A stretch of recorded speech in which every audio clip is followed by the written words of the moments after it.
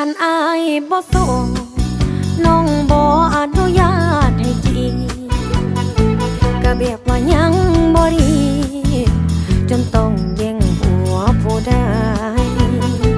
ขี้คันฟังคนตาเสียหน้าบ่พอยังต้องเสียใจบทเรียนจากสมผู้สายเคยเจ็บเจียน